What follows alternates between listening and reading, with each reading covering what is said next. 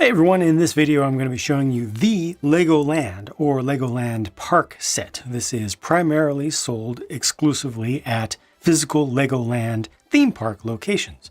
This is being brought to you, this video, on behalf of Patreon supporter Matt M. So if you like the fact that I'm reviewing this set, you can thank Matt. 10 minifigures are included here, 2 of them employees, the rest of them patrons, and then you get this plethora of colorful builds of different sizes. I'm going to start our tour of the park at the entrance. This is the main entrance archway where all the patrons would go in and out. Plus you got a couple little spots where you can sneak around the sides.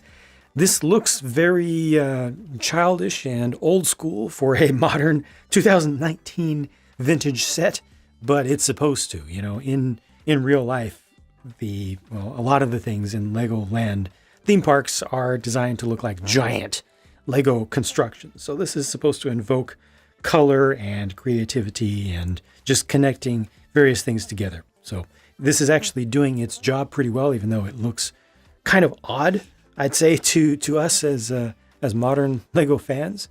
But it was kind of weird to put it together as well. But I get it. I definitely get it. Now, there is one thing that's missing here, and that is the name of the location. So you get the LEGOLAND, that's just on a sticker there. But the specific location should be on this brick right here. They give you an entire sticker sheet so you can choose which one that you want to put up there. You know, choose your favorite one or your most local one or the last one you went to, whichever you want it to be. You know, just pick a sticker and try to stick it in the middle. This is the ticket booth, and you'll see most of the decorations throughout this set accomplished via stickers, not printed pieces, though that ticket is a printed piece. They give you actually 2 of those in the set. You can get some brochures here. They also have a map that shows the larger attractions in the place there, and then just around the back it has a little checkout register and just enough space for a minifig to stand there. Here's a merchandise stand with 5 different Lego sets that people can purchase, as well as the huge figure sized coffee mugs or just cups there that you can pick up. No additional details around the back of that. And they also have a couple of costume headgear pieces that you can purchase. And this is just a little sign for a spot where you can get your picture taken, and you can associate that with whatever ride or whatever location you want. Here's a signpost and large map combined little build. The signpost itself is kind of crazy with just how many signs it has, but each of those stickers on a 1x3 tile correlates to a build that's actually in this set, so they don't tease you in any way. And then you just have a single sticker for the map there that again shows only the largest attractions. Speaking of largest attractions, here's the biggest one that they include in the set, and it really dominates the landscape. It's the dragon-based coaster, and it just has 3 cars. It goes up a hill just a little bit into a castle or through a castle gate, comes around a corner, and then you can let it go right here, right there, and it'll just roll around a little bit. So there's not a whole lot that you can do with it, but at least you have a full loop, a little bit of elevation change, which I think is good, and this will hold a total of 3 figures on there. The bases on the coaster cars are dark blue, and everything else is built on top with relatively small pieces. That was a cool idea to use the leaf pieces here in the bright green color for the eye, as well as a little bit of extra scales coming off the back of a dragon. Got the little hands here on the front, and this front car actually only holds a figure that is standing because there are only 2 studs down there at the base for them to stand in there, and there's nothing for them to hold on to, unfortunately. The other 2 cars are identical and to each other, and they have enough room. I'll just go ahead and pull these off so you can see down in there. You have enough room for at least 1 figure each. I mean, technically you could put a sitting figure in there and a standing figure as well if you wanted to increase the population of a ride at a given time. But to make it a little bit more safe, just put 1 person on there, and then you can bring the safety bar down. The castle is decorated up with a bunch of stickers to represent the Lion Knights, and they've got a simulated portcullis in the back. You can imagine that it has just opened, or perhaps you're scared as you go around that it might close down on you, but don't worry, it's not going anywhere. It's just right there. This is mostly kind of a facade. You know, there's not a lot of depth to this, but there is just enough for some things in the bases of these turret structures. See, this is how it looks from around the back, and on one side is a restroom, and unfortunately it's completely open. That's awkward. They didn't give any sort of coverage back here. It's also awkward that they have a public toilet that has a plunger in it. That's not usual. This is just a sticker up here. Yeah, kind of weird, right? They also have a changing room over on this side, and this has a sticker for the changing table itself, and they've got a little sink off to the side, and, well, that's just that, not a lot going on here, but yeah, to me, it's extraordinarily awkward that they don't even have a door for the bathroom stall. I think they could have reinvested some of the parts budget to make that happen.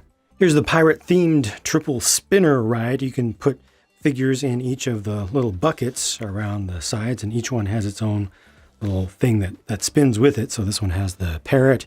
Over here you have a frog, and this one has some gold. It's supposed to be just raw gold coming right out of the ground. And the idea is you spin the center, and then each of these little seat areas spins as well.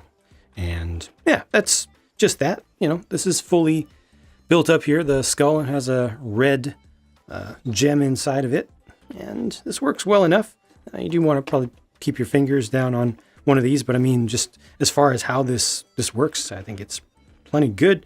This little submarine is able to hold at least 2 figures, definitely more if you have some of them standing up in there. You can also open up the front if you want to be a little bit more immersive with it, if that's going to be your entrance, although figures can't really fit through there, but yeah, that's how it's constructed.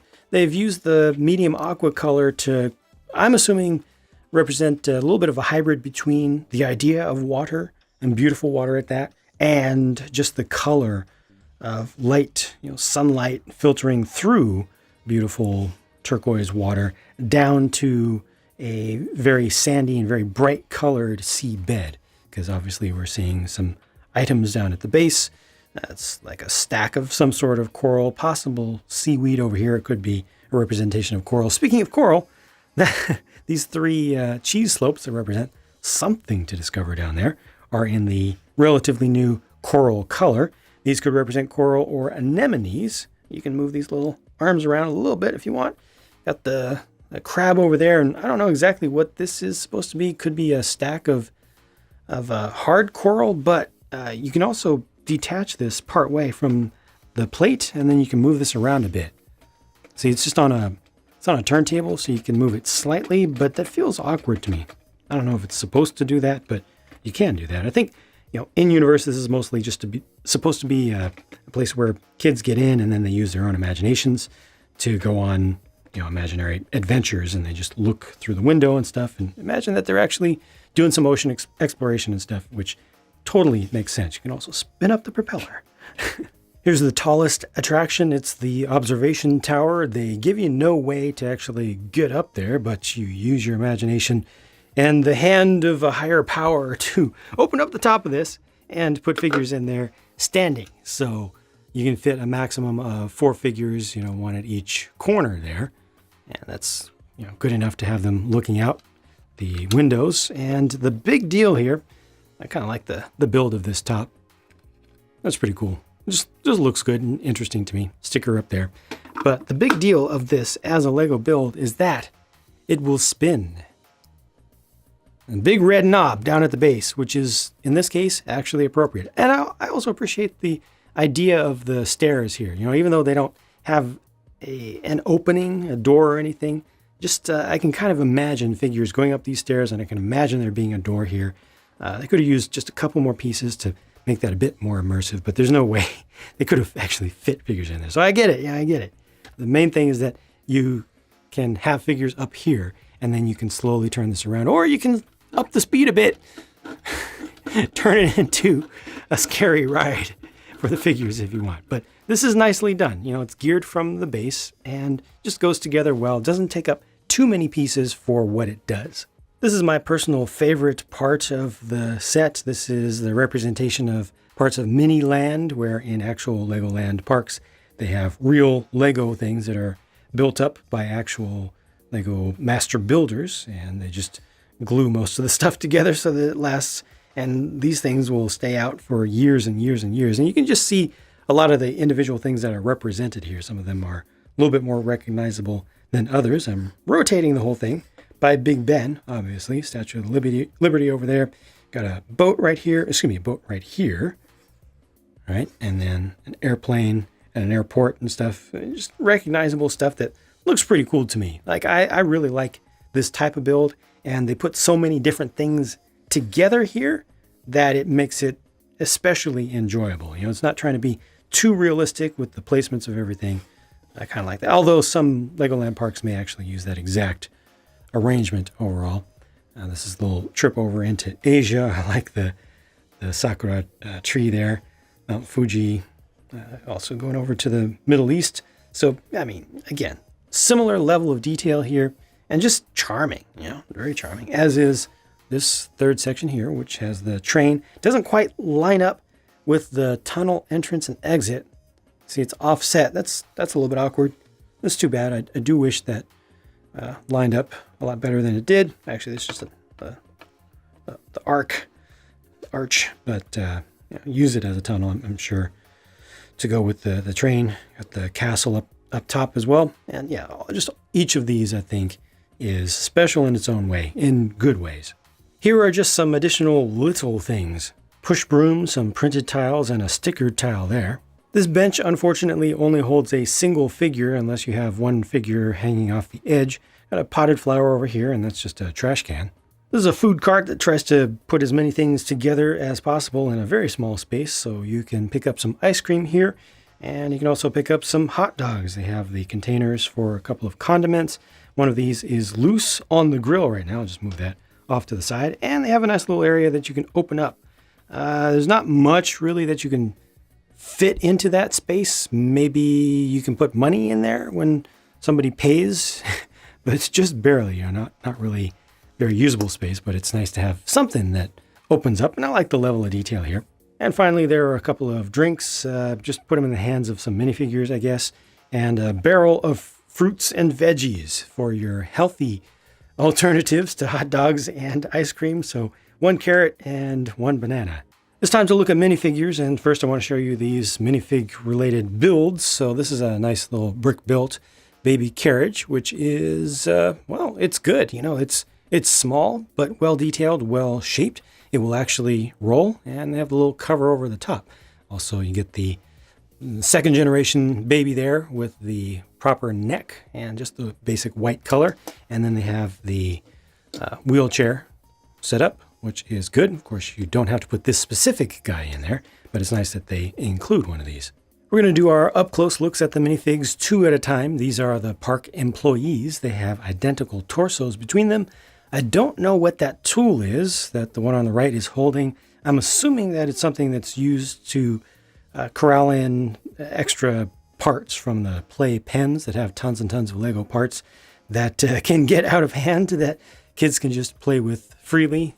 Something to bring all the extra pieces back in. Kind of like a rake, but Lego specific. So they have the Legoland exclusive printing there, including around the back. Got the dual molding for the head gear piece there, and an alternate face because this lady is probably going to be overwhelmed by just how much carnage there is in the brick play pens and just how much the stuff has been moved all around that she needs to clean up.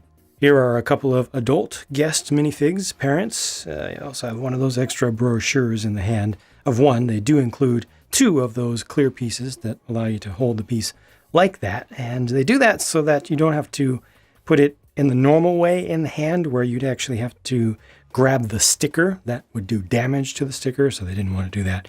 It would be technically an illegal connection that way if you just put it sideways into the hand. And you have an alternate face there for this guy being on a ride. And, well, I don't know if she's just really, really happy that the kids are so happy or if she's taking a nap on the bench. Here are a couple kids, and I don't think there's anything new or exclusive here. Actually, amongst any of the figures, now that I'm looking at them, any of the visitor figures, you know, obviously the employee figures had those exclusive torsos, but as for all the parts for the regular people, I think they're just mixes of existing things, and they tried to make them colorful, which is always a good thing. No alternate prints here. Here are a couple more kids. I personally especially like that torso print on the left.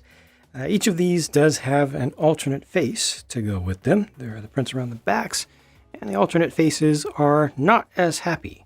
Don't know exactly what has gone on, but you can use your imagination, and it's good to have very different expressions. Not everything should be 100% happy all the time, unless you want it to be, and here you have the option.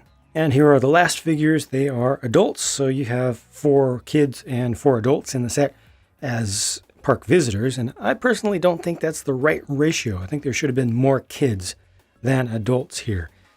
This guy shows what his original face usage was. He was used as the not Elvis character going in the diner modular building set, but you can just use that to represent like a yawn or something. And that's that. A lot of little builds translates to a lot of little leftover parts for this set. This is not normal. There are far more spare pieces for this set than usual. There were, I believe it was 14 main bags, and then each of those had another small bag or 2 inside, and then each of those had at least 1, usually more, of these types of parts that then would have spares to go with them. And finally, here's a look at the spent sticker sheet and get an idea of how many stickers were used in total. So yeah, quite a few, quite a lot of them. So the suggested retail price for this set that has over 1,300 pieces is $90 US. I personally don't have access to reliable current data for other countries. If you do, feel free to leave a comment down below for the sake of other viewers. I look at this as a collection of sets. It's like a super set. It has a whole bunch of stuff put together. And as that, I think there's just so much fun to be had here. I think a lot of kids will enjoy this. I personally recommend that parents visiting Legoland parks buy this set and don't show it to your kids. Don't show it to them till they get back, especially if you're not able to go very frequently, or if it's kind of a once in a lifetime or almost once in a lifetime kind of thing. I think that the kids would really, really, really love that surprise of being able to bring the experience home and then recreate it and then add to it and change it up on their own. I think there's enough here that they'll be able to recognize that that'll add a tremendous value to their life. It doesn't have as much value, I think, to people who haven't actually been to one of the parks. You need to have that connection, recognizing things. That's when it really comes to life for you. Even for things that aren't done completely 100% accurate and don't have all the minifigure features that you would like, I really wish that bathroom stall had a door on it, even just a basic single flap that would cover it up. That would have helped things a lot and would have made a lot more sense to me. I think that's the biggest miss by far of this entire set. The rest of the stuff is fine. It is a little bit unwieldy, I have to say. This is a lot of little things like this. What do you do with that? This. What do you do with that? Especially thinking of kids.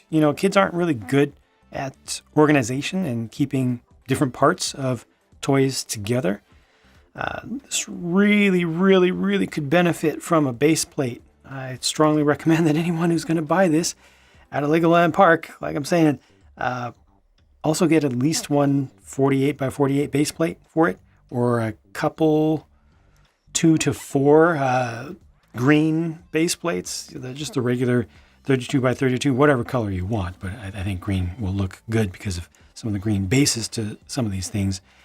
But that'll help a lot to be able to just stick some of these things in places and then create a park, and then kids can move the figures around without worrying about moving all the rides and attractions and things around with it. I mean, these bigger ones aren't a big deal.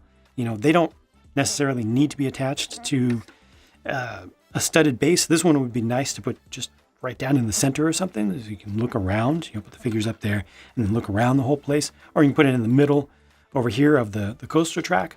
The coaster track, as simple as it is, I think does the trick. I think it's good enough. I think it captures enough there. Would have been wonderful to have more, but I'm happy with that. Those coaster track pieces are relatively expensive, and they usually will bump up the price of a set quite a lot. I'm glad that they didn't in this case. So yeah, value here feels pretty proper. The number of minifigures is great. Like I said, I do wish that they had more kids than adults for park visitors. Just would have made more sense. Otherwise, I'm pretty happy with this thing. And I'm glad that, again, Matt M. from Patreon made this happen. Put in this request. I purchased the set, and now all of you get to see me review it. Hope you've enjoyed this. I've also done the builds for it. Got the real-time build that was streamed, and you can watch it on replay, or you can check out the speed build on the JANG Builds It channel. Thank you very much for watching. Thanks again to Matt, and I'll talk to you again soon.